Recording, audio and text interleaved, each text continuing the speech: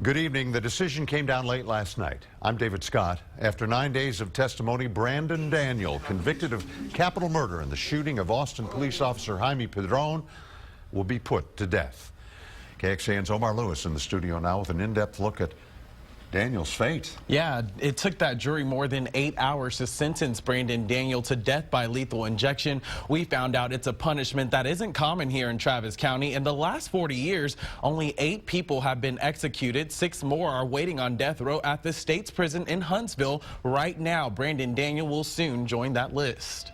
You are a monster. You get to come to the great state of Texas, to Austin, Texas, kill a law enforcement officer, and think you can get away with it. Jaime Padron's siblings, former wife, and friends got the chance to speak directly to Brandon Daniel. After this trial, you will be forgotten, and no one will care what happens to you.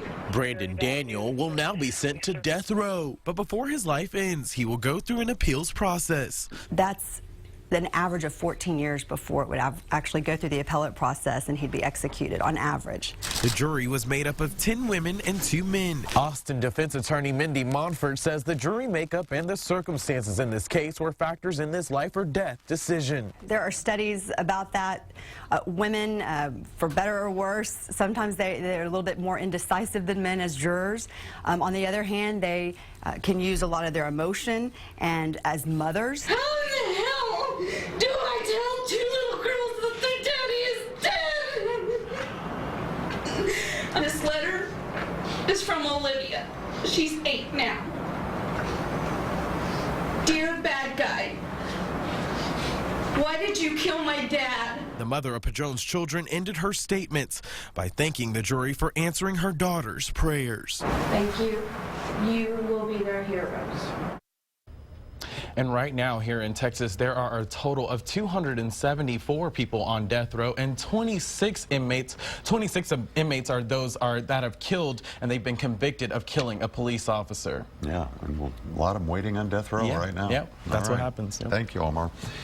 Very dramatic yesterday. So what is next? You just heard Omar talk about the appeals process. We've got a closer look for you. That appeal will be filed with the 3rd Court of Appeals here in town, one of 14 appellate courts across the state. That court will hear cases that are tried from San Angelo all the way to LaGrange. The case could then be appealed to a higher state court. The Texas Court of Criminal Appeals could decide to pick it up. That court is located right next to the 3rd Court of Appeals. That's downtown on West 14th Street.